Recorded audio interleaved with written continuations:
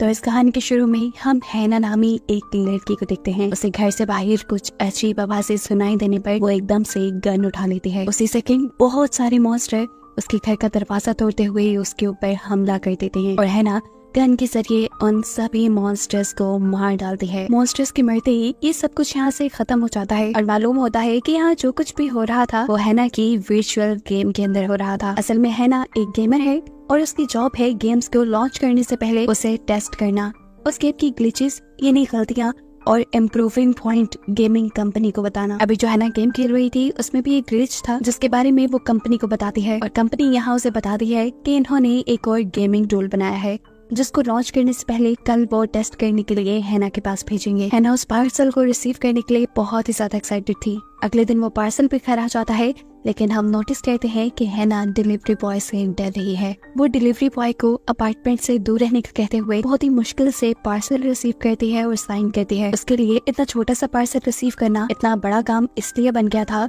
क्योंकि हैना एग्रोफोबिक थी। वो घर से बाहर निकलने से और किसी से भी मिलने से डरती थी। इसी टाइम हैना को उसके अपार्टमेंट के बाहर एक बच्ची भी दिखाई दी थी जो हैना से रिक्वेस्ट कर रही थी कि हैना उसे अपने अपार्टमेंट के अंदर बुला ले, लेकिन हैना उसे इनकार करते हुए अपना दरवाजा बंद कर देती है। जिसके बाद वो जेन को अपने घर बुलाती है क्योंकि उन्हें अब ये अपना गेमिंग इक्विपमेंट अनबॉक्स करना था। इसे देखते हुए जेन भी एक्साइटेड होकर कहती है क्यों ना हम इसकी अनबॉक्सिंग की वीडियो बनाए। जवाब में हैना कहती है नहीं, हम ऐसा नहीं कर सकते, ये एक अनऑफिशियल गेमिंग इक्विपमेंट है, इसकी वीडियो बनाना इलीगल होगा।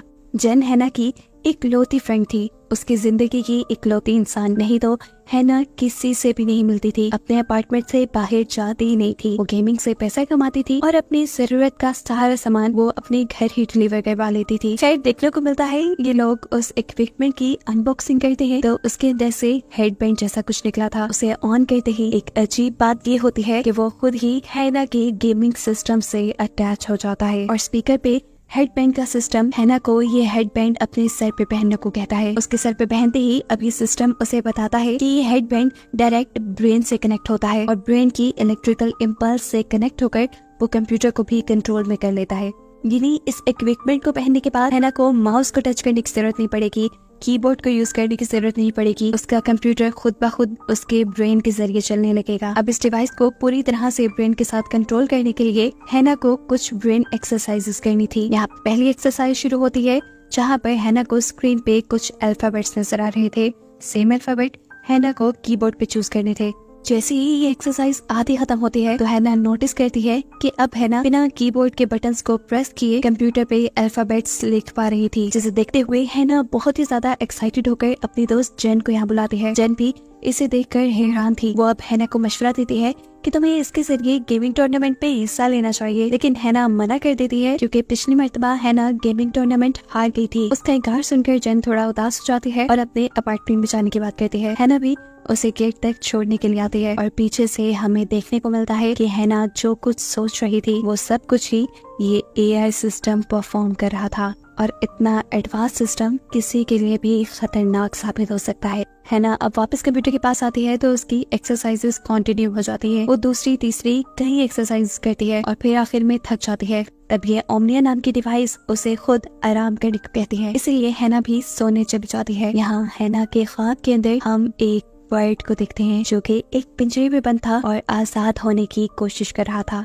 सुबह होने पर हैना जब ब्रश कर रही थी तो उसे अपने दांतों से खून निकलता दिखाई देता है। इस मर्तबा वो इसे इग्नोर कर देती है। उसके दरवाजे पे कोई नॉक करता है और वो चेक करने के लिए जाती है। बाहर वही छोटी बच्ची थी जो कल भी उसे अपने अपार्टमेंट में बुलाने को कह रही थी। अभी भी वो बच्ची अंदर आने की रिक्वेस्ट कर रही थी पर हैना उसे मना कर देती है और ये दोनों बंद दरवाजे से ही बातें करने लग जाते हैं। हैना को इस बच्ची से उतना डर नहीं लग रहा था जितना उसे बाकी सबसे लगता था। बातों ही बातों में वो बच्ची हैना को एक ऐसी गेम के बारे में बताती है जो गेम हैना भी बचपन में बहुत शौक से खेलती थी। हैना के पास वो गेम अभी भी थी जिसे वो ढूंढकर उस बच्ची को देना चाहती थी, लेकिन वो ढूंढते हुए हैना को मिल जाती है अपनी डैड की पिक्चर्स जिसे वो देखने लग जाती है। इसी बॉक्स में एक बॉल भी थी जिससे खेलते खेलते वो उसे वही फेंक कर अपने काम पे लग जाती है। ये नहीं गेमिंग में। थोड़ी देर में जेन भी उसके अपार्टमेंट में आ जाती है और यहाँ ये दोनों मजे करने लग जाते हैं। जेन को अपना टैलेंट दिखाने के लिए यहाँ है ना बगैर जेन का मोबाइल उठाए उसके मोबाइल से गाना प्ले करती है, जिससे जेन भी इम्प्रेस हो जाती है और ये दोनों डांस करने लग जाते हैं। अब वो जेन को बताती है कि मुझे इसे पूरी तरह कंट्रोल करने के लिए अपने हाथ पे कट लगाना होगा, क्या तुम मेरा ये काम कर दोगी? वो जेन से कहती है चलो मेरे हाथ पे कट लगा दो, लेकिन जेन ऐसा करने से इनकार कर चुकी थी। इन दोनों के बीच में थोड़ी बहस हो जाती है और गुस्से में जेन अपने अपार्टमेंट में वापस चली जाती है ना। जैसे ये काम हर हाल में पूरा करना था, वो डरते डरते ही सही लेकिन अपने हाथ पे कट लगा चुकी थी और अब वो डिवाइस और हैना का ब्रेन पूरी तरह सिंक कर चुके थे। जिसके बाद अब उसने इसी डिवाइस के जरिए गेम्स खेलना शुरू कर दी थी। वो जैसा जैसा दिमाग में सोच रही थी कि डिवाइस उसी तरीके से उसके गेम्स को कंट्रोल कर रही थी। ऐसे है ना एक के बाद एक कई गेम्स जीत जाती है। इस डिवाइस ने उसके कॉन्फिडेंस को और ज्यादा बूस्ट कर दिया था, इसलिए उसने गेमिंग टूर्नामेंट में भी हिस्सा लेने का फैसला किया था। इसी दौरान देखने को मिलता है कि वो बॉल जो हैना ने अपनी कबर्ड से निकाली थी वो हवा में छूट रही थी। असल में उसे किसी एंटीजी ने उठा लिया था। थोड़ी देर बाद वही बॉल चलते चलते हैना के कदमों में आ जाती है और जब हैना उसे देखती है तो एकदम से वो बॉल गायब हो जाती है। इससे पहले कि हैना इसे नोटिस में लेती, बाहर दरवाजे पे नॉक होता है, जहाँ वो देखती है कि बिल्डिंग का ओनर उसे फ्लैट का रेंट लेने के लिए आया था और हैना उसे कहती है अभी कल ही तो आप आए थे और जेन ने आपको बताया था कि 1 हफ्ते बाद आएगा। तब वो आदमी हैना को जवाब देता है अरे उस बात को तो कितने दिन गुजर गए, और ये चीज हैना को बुरी तरह कंफ्यूज कर देती है। फिर अब हैना इस आदमी से रिक्वेस्ट करती है कि प्लीज अगले हफ्ते आइएगा। वो उस आदमी से उस छोटी बच्ची के बारे में भी पूछती है जिससे वो बातें किया करती थी और वो आदमी बताता है कि यहाँ कोई छोटी बच्ची नहीं रहती, और ये बात भी हैना को परेशान कर देती है। फिर सीन कट होता है और हम देखते हैं कि हैना एक्सरसाइज कर रही है और इस टाइम भी उसके पीछे वही एंटिटी है जो इससे पहले हमें बॉल के साथ खेलती हुई नजर आई। हैना के साथ एक के बाद एक अजीब और गरीब काम होते जा रहे थे, जैसे अब उसके दांतों में से पहले से ज्यादा खून आने लगा था, जिसके बाद एकदम से उसको अपना ही चेहरा मिरर में भयानक दिखने लगता है और साथ ही उसे अपने पीछे एंटिटी दिखाई देती है। वो जैसे ही पीछे मुड़कर दिखती है तो उसे मालूम होता है कि ये सब उसका वहम था। नहा धोकर जब वो बाहर आती है तो उसे दोबारा अपनी गेमिंग जोन के पास वही बॉल नजर आते हैं जो पहले गायब हो गई थी।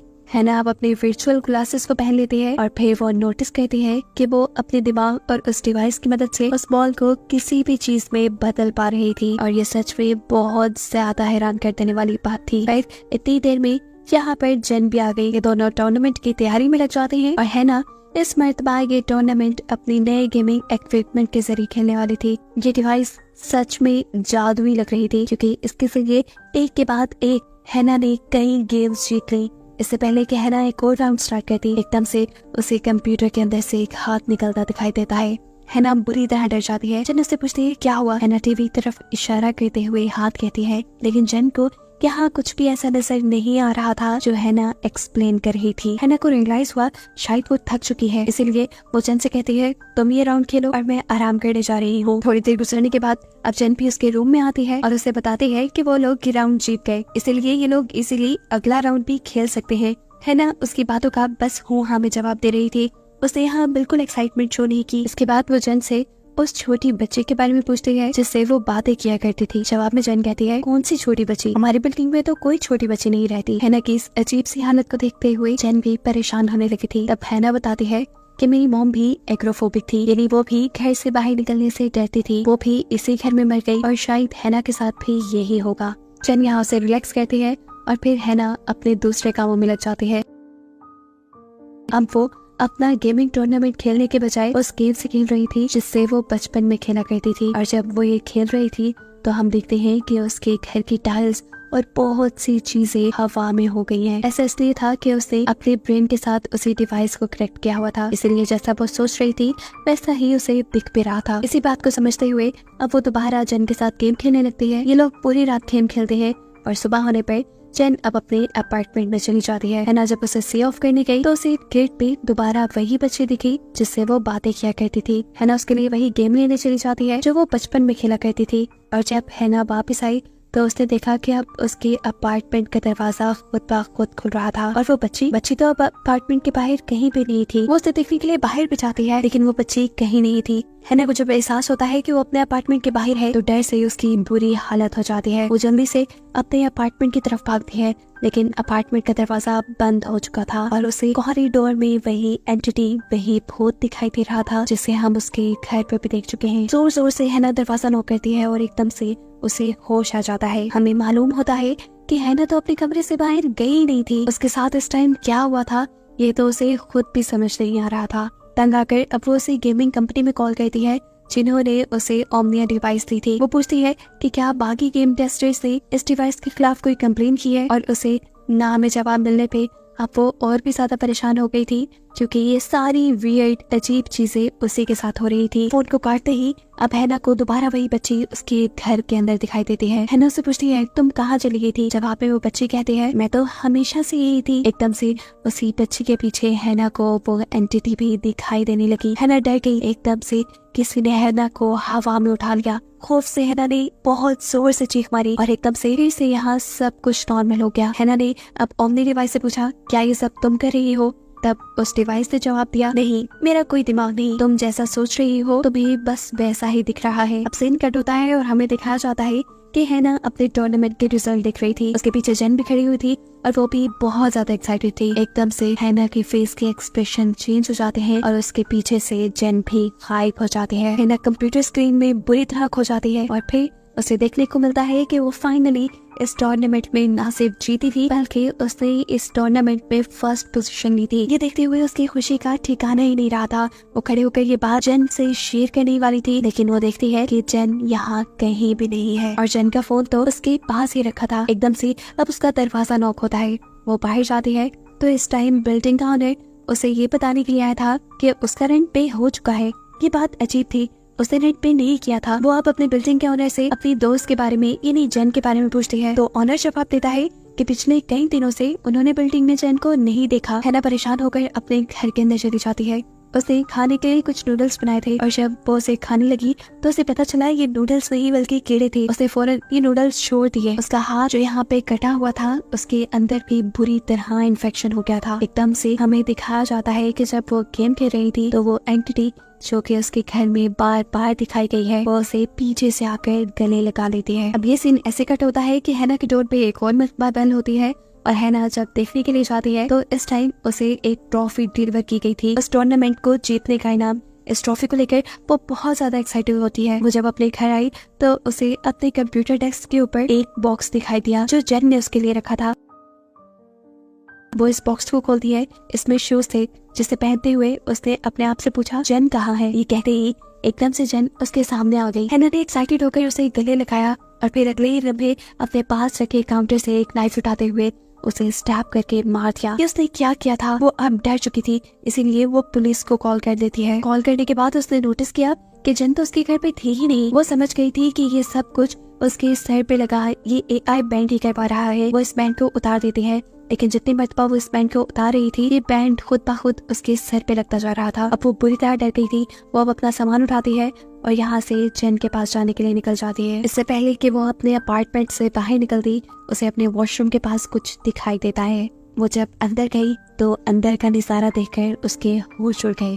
बाथटब में जेन की लाश पड़ी थी, वो भी इतनी खराब हालत में कि जैसे वो लाश डिकम्पोज होने लगी हो। वो अब जैसे ही वॉशरूम से निकलती है तो उसे अपने अपार्टमेंट की हालत भी बहुत खराब दिखाई देती है। इस सब चीजों को समझना उसकी समझ से बाहर हो रहा था। वो अब सामान उठाकर जेन के ही अपार्टमेंट की तरफ निकल जाती है। जेन के अपार्टमेंट में जाते ही वो देखती है कि सामने वो खुद जेन से गले मिल रही थी, जिसके बाद उसने जेन को स्टैब करके मार डाला। ये सीन उसे और डरा चुका था। वो यहाँ से भागती है तो अब उसके पीछे वो मॉन्स्टर्स लग गए थे जो मूवी के स्टार्ट में उसके पीछे पड़े हुए थे, यानी गेमिंग मॉन्स्टर्स। इनसे बचते हुए वो अपनी बिल्डिंग के टॉप पे चली जाती है। अब क्योंकि उसकी दोस्त नहीं रही थी तो वो भी जिंदा रहना नहीं चाहती थी, इसीलिए उसने बिल्डिंग से जंप कर दी, जिसके बाद उसे एक और मर्तबा होश आया और उसने देखा कि वो अभी भी अपने अपार्टमेंट में थी। ये सब जो हुआ था वो सब उसकी हेलुसिनेशंस थी, यानी उसका माइंड उसे ये सब चीजें दिखा रहा था। उसने ये सब कुछ किया नहीं था। उसे यहाँ एक और मर्तबा वो एंटिटी दिखाई देती है जो शुरू से उसके घर पे है। असल में